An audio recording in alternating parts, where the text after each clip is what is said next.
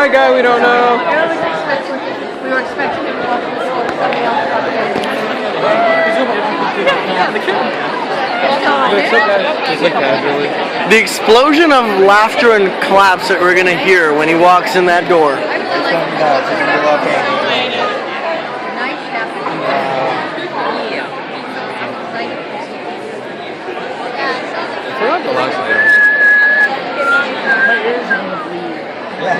That's how long it's worse than pep rally in high school.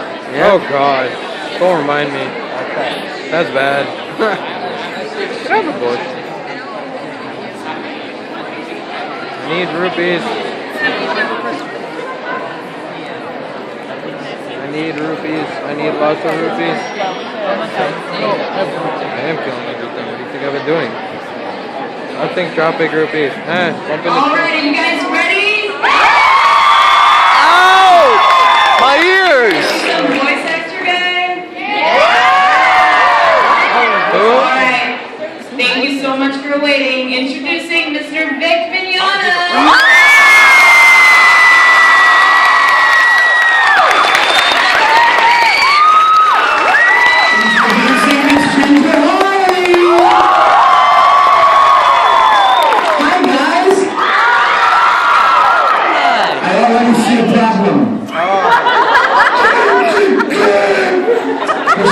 Goodness, we need to get closer.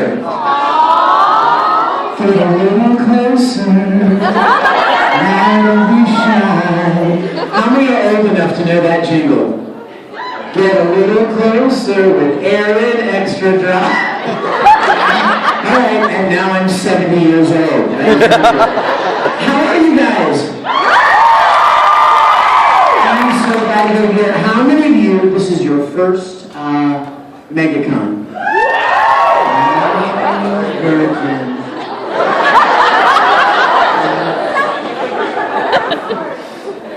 This is one of the best conventions in the country.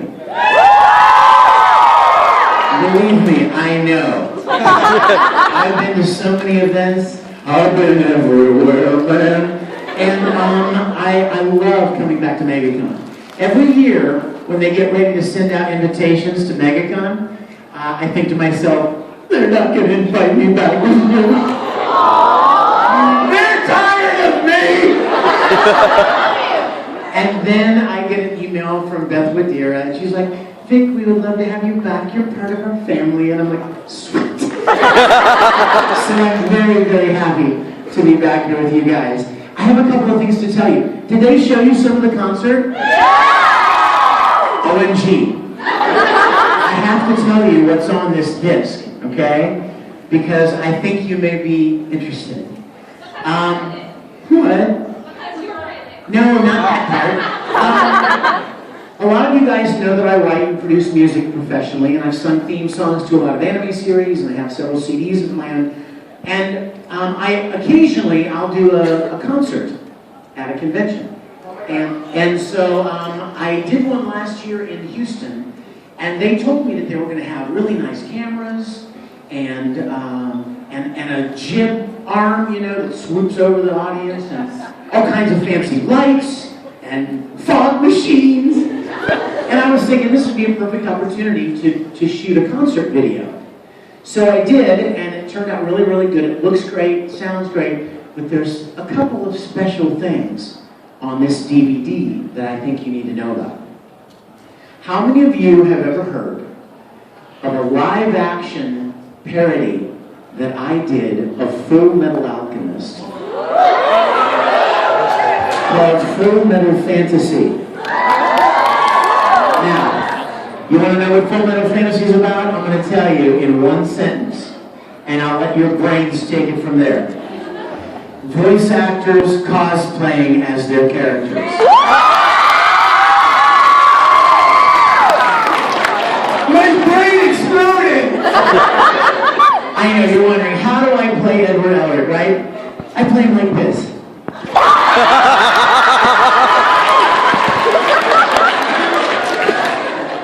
But shortly after we started recording the original Full Metal series, I just was so in love with this show.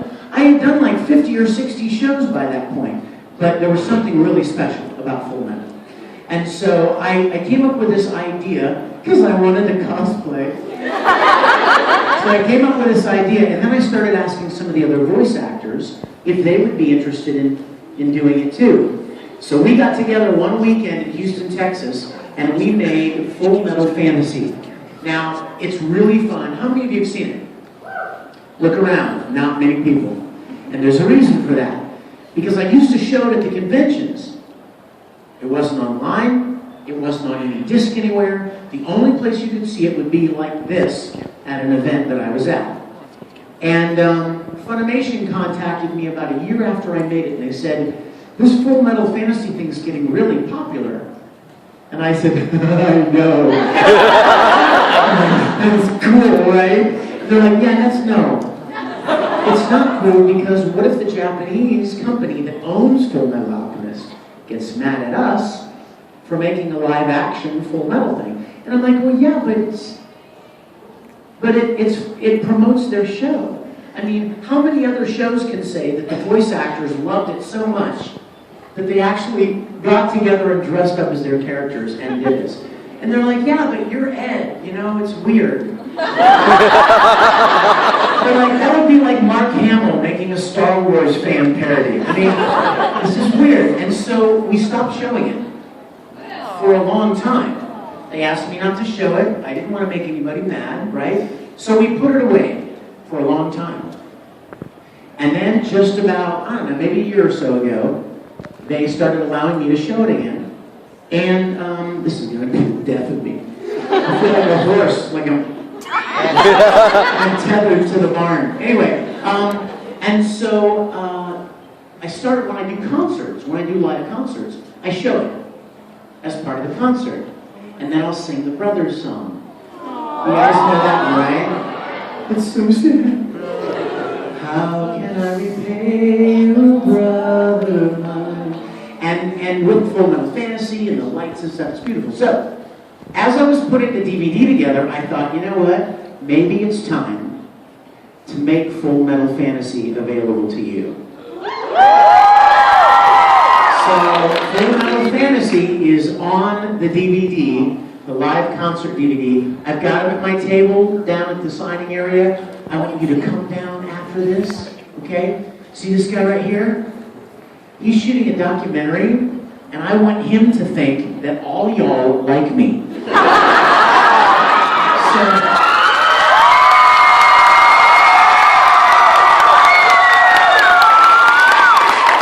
So if you haven't come to see me yet this weekend, even if you have, immediately after this panel, I'm going back to my table, and I want you to come down there, and I want you to show your enthusiasm for anime, and let all of those real celebrities, you know who I'm talking about, all of the real stars, let them see just how awesome the anime fans are. And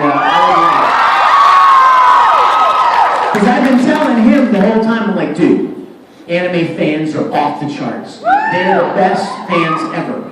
And so he needs to see it himself. So if you guys will promise me, make me a little deal, and meet me at my table right after this, okay? And I'll have the DVDs there. Oh, there's something else on the concert DVD I have to tell you about. As I was looking for bonus features, right? Because DVDs always have bonus features. And I thought, what could be a good bonus feature? So somebody said to me, hey Vic, you want to put your Star Search appearance. Now, for those of you that are too young to know Star Search was the original American Idol. It was big. It was the premier, preeminent American talent show. And I was a male vocalist challenger on Star Search. I made it on the show. Get ready, don't get scared, because you weren't born yet. 1993. I was born then! Yeah, right? And in pure 1990s fashion, I had a mullet. Oh yeah! It was hot. Yeah. And I had this double-breasted purple suit. Oh yeah, it was great. And I didn't win, so I was kind of embarrassed. So I never let anybody see the video, except the 4 million people that saw it when it aired. But so when somebody said, "Hey, you want to put your Star Search appearance on there?" I was like, "Ooh, do I want the humiliation?" And I decided, yes, I do. So it's on there as well. So if you want a good laugh, that's on the DVD as well. So I've got those at the table downstairs. I've got pictures and music CDs. A lot of you guys wrote me in advance, and you asked me if I was going to be bringing the concert DVD and the music CDs. I did. I have them here just for you, and I'd be honored to sign them for you. What else can I tell you real quick? If you are not part of the most awesome fan group on the planet, I want you to consider yourself, right? I want you to consider yourselves personally invited to join the Risenboo Rangers. That's a sweet book bag you got there. We've got 25,000 members worldwide, which means that when you join for free, you immediately have a family of like 25,000 people around the world who love all the things that you love. Parents, we have moderators in place to make sure that there is nothing inappropriate or, no kind of shady, seedy discussions or things happen, because we want it to be someplace for everybody to enjoy. So please consider yourselves personally invited to join if you'd like to. www.risenboolrangers.com. I'm working on a lot of new things right now. Don't ask me about Attack on Titan.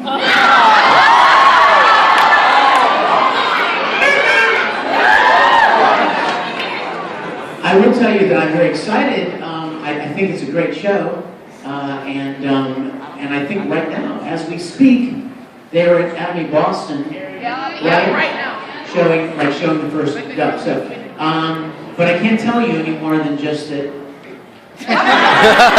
It's a good show. But I am working on a lot of new things. There's more Persona coming. That's right, Junpei is back. And nerdier than ever. And those of you that are Pokemon fans, you know about the new Pokemon movie, and I get to play Gilvio. He's like a My Little Pony. Did you notice that? The moment I saw him, I'm like, oh my gosh, he should be in love with Twilight Sparkle. Right? They should, of course, babies. And live happily ever after. And listen, all of you, I really want you to be at the next panel at 3:40. If you don't know what a big Star Trek nerd I am, you will find out. At 3:40, we are screening. I even know what that's from. That's scary. Oh. Do you like it this way or the other way? This other way. That was from The Enemy Within. When they beamed up the dog and he split in half, and one peaceful, one mean and fierce. Captain, if this should happen to a man. And it did. That was like Evil Kirk and Victor. Anyway, we are screening our second episode of Star Trek Continues. If you've not seen it, you have to see it. And if you've already seen it, it's really fun to see it on a big screen with a live audience. So please be there. We just shot last week our third episode. Oh my gosh. You guys, it's off the charts. It was amazing, and I can't wait for you to see it. It's going to be premiered at Supernova in Sydney, Australia. It's okay, you get to see it too, y'all. June 15th, like right around the corner. So we're working feverishly to put it all together and have it ready to premiere on June 15th. Let's see, what else? Anything else? If you're a Twitter follower, if you tweet, please follow me on Twitter if you can figure out how to spell my last name. Who follows me? Anybody follow me on Twitter? Do you follow me? What's your name? At Italian. Wait a minute, I'm sending you a message right now. Wait a second, wait, come here, show me Twitter.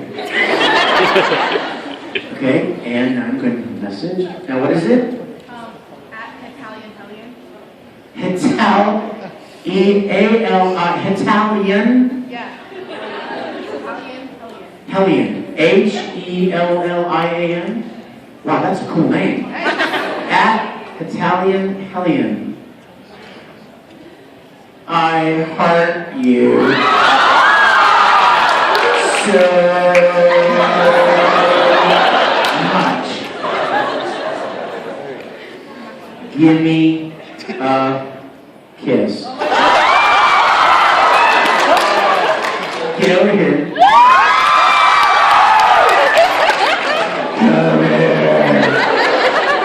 Wait a minute. I gotta send it and we'll do it like magic right at the time we send it. And tweet. Oh,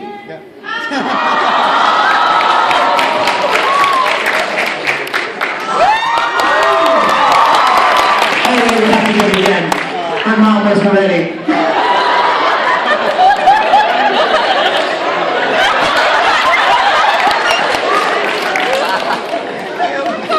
So that's fine. Her lips will be fused.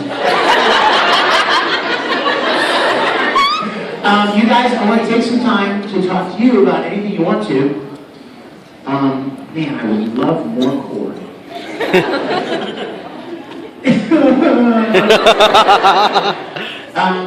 There's so many chords laying around. I just want to be able to like come back there and get around. But all right, let's chat about things you want to chat about. So all the way in the back. Oh my gosh, are you from?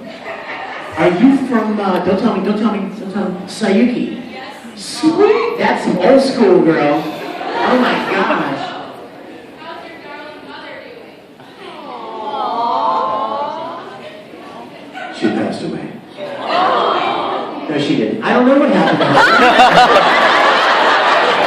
You guys, we're not talking about my real mother. We're talking about Kogaji's mother from Sayuki, right? She's fine. She's still kidnapped. Yes. How does Michelle feel about you playing one of TV's most well-known womanizers? I want you to know, Captain Kirk genuinely loved every woman he made love.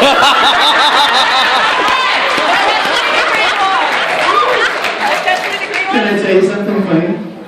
How many of you have seen our second episode? Oh my gosh, not many at all. Well, there is a kissing scene.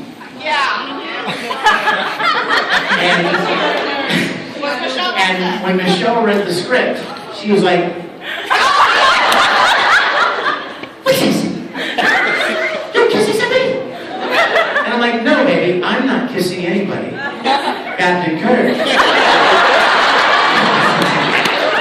But that's true, right? I'm not making out with her. Captain Kirk is kissing her. So, she's, you know what? Michelle is a great actress. If you've seen her in the series, she's wonderful, and she's a professional. And can I tell you something about kissing on camera? I haven't done much of that, and I will tell you something. I've always seen interviews with actors where they talk about how it's not anywhere near romantic. Like, have you ever seen those where they're like, it is like the farthest thing from hot? You know why? And I always wonder. I wonder if that's true. You know, I wonder if like this guy is really kind of enjoying it. He plays it off like, oh, it's just a job, and it's not really romantic at all. Well, when we did that scene, I understood what they were talking about, because there are so many technical elements to getting it. Like, you don't just kiss the chick, you know.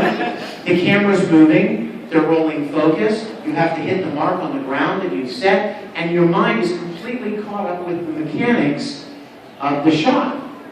So you don't even have time to think, oh, I'm kissing a beautiful girl, or, you know what I mean, anything like that. I was surprised to find out that actually it was really nothing at all. It was not a thing. So we did it 8 or 9 times to make sure. No, we didn't. We only did it once. Yes? You have something for me? Does it explode? You look awesome, by the way. I love it. I love it. Oh my gosh. Wait a minute, tell them. I asked him last year what he wanted me to make for him. I made quilts as a hobby. Self-designed quilts. Self-designed quilts, oh my You gosh. picked it. Oh, wow. And I remember the growl I gave you. The big Oh my gosh. I'll hold one. On the stage! A shark quilt!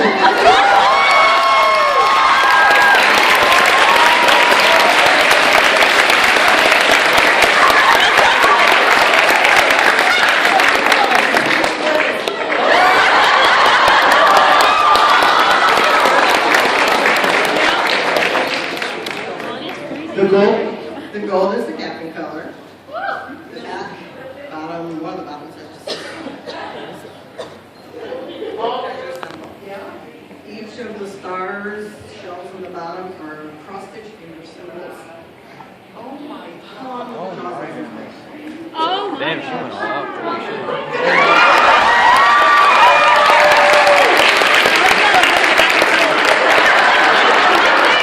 Thank you. Oh, I love it. I love it. Thank you, guys. Oh my gosh. You know what? Are they really? Yo, she just gave me some big, look at this, some big ass shark teeth. Look. That is not a sailboat. That is a shark's tooth. Can I tell you my shark story? When I was a little boy and Jaws came out, I fell in love with sharks. I mean, like hardcore. Like, I went back to school and I wrote papers on sharks. My teacher got so angry because every time she gave us an assignment, I would write about sharks. I wrote a research paper on sharks. It was like 20 pages long. I studied every species of shark, all of their eating, their feeding habits, and all of it, reproduction, and where they are in the world, and which ones are the most dangerous, and how big they grow, blah, blah, blah, blah. I loved them so much. And my mom actually lives in Ocean City, Maryland, right on the beach. So one day I was home for summer vacation, and I was fishing. And I caught a little baby sand shark. Like he was about this big. It was the cutest thing ever. And I picked him up, and like I put my finger in his mouth, because he was too little to have teeth yet. And he would just go, he started my finger, he couldn't do it. And I named him Sherman. Sherman the shark. I like alliteration. And I put him in a tub of water. And I didn't realize that the tub of water I put him in was supposed to be salt water. So he started swimming less and less. And my mom's like, do you love Sherman? I'm like, I do love Sherman. And she said, then you better take him back out to the beach and put him back in the water and let him go. And so reluctantly, I walked Sherman out to the beach, and I put him in the surf, and I'm like, bye, Sherman. What we had was real. And I let him go, and here's the saddest part. I let him go, and he was too weak to swim away. He just kind of there, and the waves kept pushing him back in. And so I picked him up, and I waded way out into the water, and then I put him up and let him go. So somewhere, hopefully, he's destroying a boat somewhere. I hope he's eating somebody, because he couldn't eat my finger, but hopefully his teeth came in. Yes? I was just wondering, did you enjoy working on Tiger and Bunny, and will you be working on it again? Oh my gosh, Tiger and Bunny. Yes, I did enjoy that a great deal. I hope to be doing more.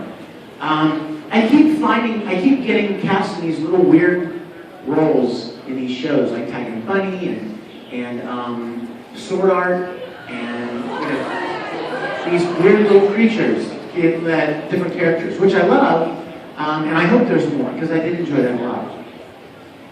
Yes, my dear. Yes. I know you guys probably get asked this a lot. Did you do a short rant? Yeah. Notice how I reach for my water immediately.